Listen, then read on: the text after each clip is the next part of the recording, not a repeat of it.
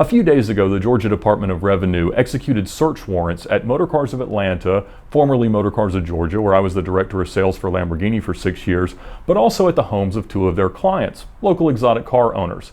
And the charge being discussed is felony conspiracy to defraud the state by setting up LLCs in Montana to avoid sales taxes when registering exotic cars. And I got a call from our local ABC affiliate, WSB Channel 2, asking if I could offer an interview on kind of the perspective of exotic car owners and from an exotic car dealer's perspective. And in doing so, I got to speak with Josh Waits, the officer at the Department of Revenue that has led the investigation. And tomorrow he's going to be our VINwiki storyteller. But tonight and tomorrow night, here in Atlanta on Channel 2, there's going to be a 2-part story about what this has meant to the local community and their thoughts on the investigation. But I asked if I could spend some time with Channel 2's Mark Winnie discussing what it's meaning to the local exotic car community for this issue that's been completely ignored for the past decade to suddenly be enforced.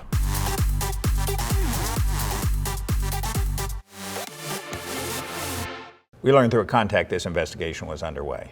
Okay.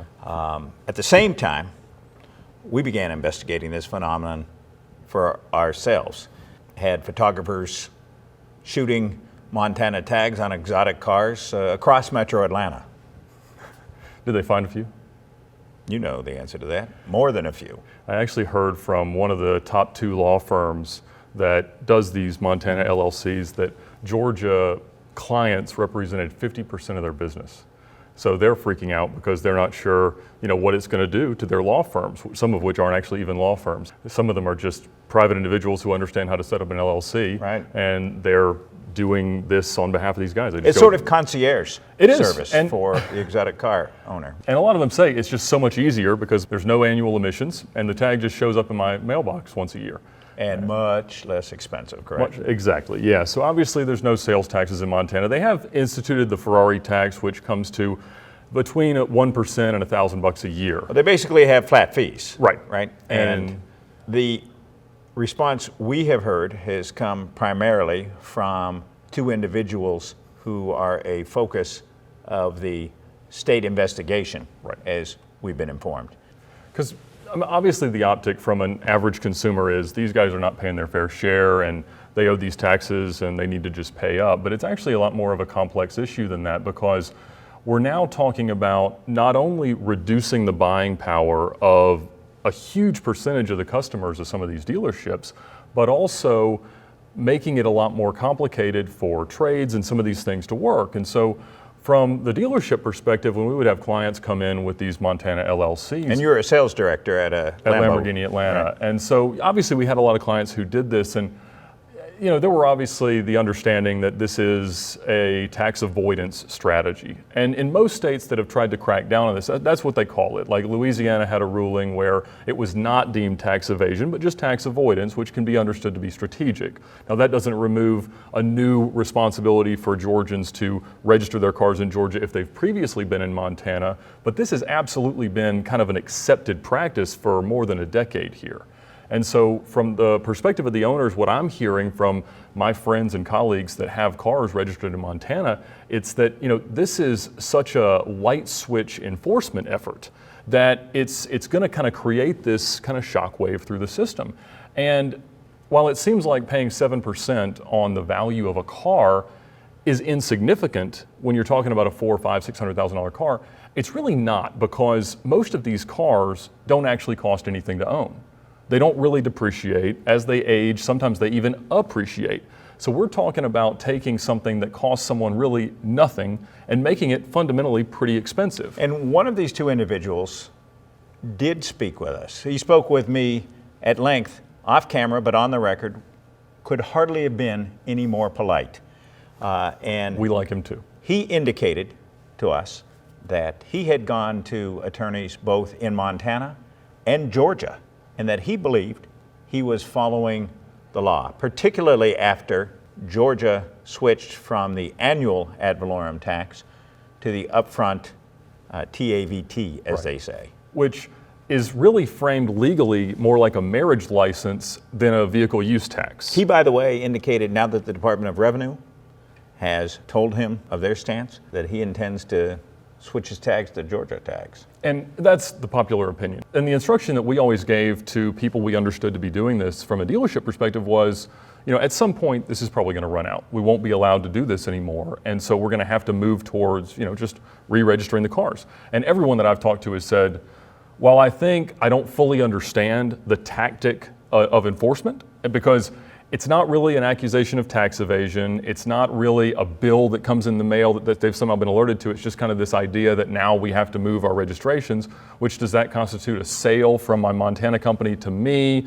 How is that valued? How does the TAVT system value some of these cars? Because on some of them, it's wildly inaccurate.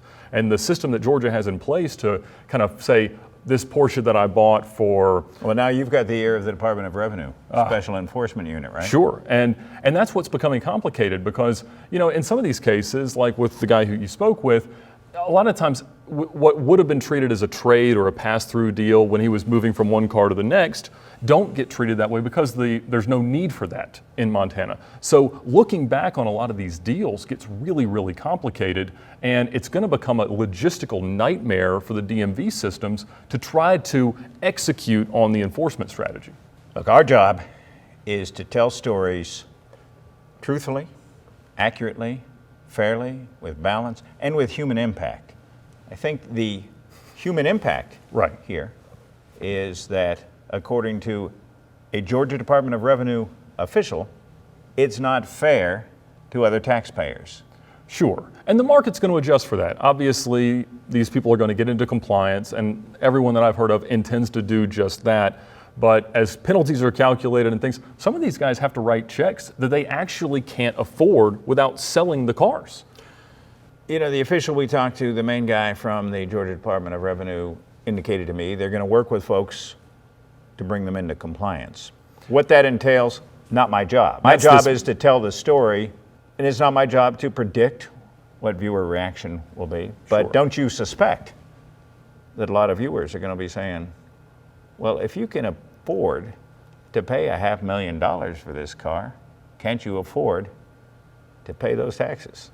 Certainly, but in most cases, when they go buy any car, Honda, BMW, Mercedes, a $500 used car off Craigslist, they're dealing with the taxes as part of that initial purchase calculation. We're now forcing all these exotic car owners to revisit their cost of ownership after they've made a buying decision. And if that means paying $28,000 on a $400,000 car that they may have just put 10% or nothing down on, that's a very different personal calculation. So the confusion right now is, how is all this going to be implemented? What is the Department of Revenue going to do with respect to the local tax commissioners so that they can either have payment plans, have deferred payments, deal with explaining their trade credits that they feel entitled to? And that's kind of where the next couple of weeks of confusion are going to be for a lot of these exotic car owners.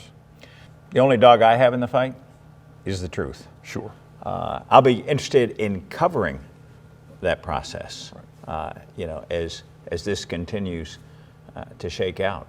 But a Georgia Department of Revenue official told us millions of dollars are at stake here for Georgia taxpayers. And the numbers are shocking. I mean, you mentioned that between the two subjects that they focused the investigation on, it's more than $1.6 million in avoided sales tax, which is obviously an unbelievable amount of money. But it was clear this is a bigger phenomenon than one case, that there are countless well-to-do Georgians that have been availing themselves of this Montana tag. For sure. And the Department of Revenue official that led the investigation said that one of the initial triggers that they found to kind of spur the investigation on was that they found that there were more than 500 vehicles with Montana tags tied to Georgia peach passes. So what do you think about the man or woman who drives their 10-year-old Chevy, and when they bought that car and they had to pay it up front, don't you think they're thinking, I have to pay my share? Of course, and they should feel exactly that way. But what's always important with any kind of legislation change or any kind of enforcement act is, what is the true consequence? And from a dealership's perspective, these customers, these are small business owners that may employ 5 or 10 people. So they're having to write a check that could eliminate a job, could have, that they can't pay a salary anymore because they now have this sudden tax bill that they have an obligation towards. And there are Georgians that operate businesses in Montana that do legitimately have Montana tags that are probably now Or going to have face second homes in Montana. absolutely, perhaps, you know, yeah. so. And they may face harassment from law enforcement or a lot of other things that are just unpleasant as they operate cars. And we're not out to hurt anybody's business. We're out to say, this is what's going on. If the legislature wants to deal with that, Sure. fine. But the law, as was expressed to us, is what? If you reside in Georgia for 30 days, Georgia law requires you to do what? To register it on a car that you own. Now, the confusion, and potentially justified confusion, is whether or not owning a company that owns a car constitutes ownership. Obviously, in a lot of LLC business characteristics, there are transitive aspects, like income. But the fact that a business owns a car in another state doesn't necessarily make them subject to that kind of rule. Now, the charge that's been floating around is felony conspiracy to defraud the state. And so what that seems to imply is that the issue is not with the cars being here, it's with the form that dealers fill out. And I don't think there's any dispute about people following the law in Montana. I haven't encountered anybody Right. saying Which are they're pretty breaking relaxed. the Montana law. And the Montana officials we talked to were very upfront and cooperative and appeared entirely above board. Their job is to take care of Montanans. Yes. I think the Georgia officials probably look at their job Protect as Georgians. looking after Georgians and what Georgia law says. We get that, consumers should be concerned, question, inquire about these Montana tags, and it's my understanding that all the owners that I'm familiar with have immediate intent to get into compliance, but that's going to be a difficult And frankly, process. I am surprised that something involving this kind of tax money, that this hasn't been the focus of a major news investigation before now. It's one of those stories that was sitting there waiting to be told. Yeah, and that's the thing is like whether or not it was against a particular part of the way a vehicle is supposed to be registered, it was absolutely ignored. And these guys have gotten tickets from cameras, from toll passes, from law enforcement officers who ignored the fact that there was a Georgia driver's license, potentially Georgia insurance, and a Montana tag on a car. And so, again, there's nothing wrong with the expression that this is an incorrect strategy for people to register cars, but with this kind of light switch enforcement, it's going to be challenging.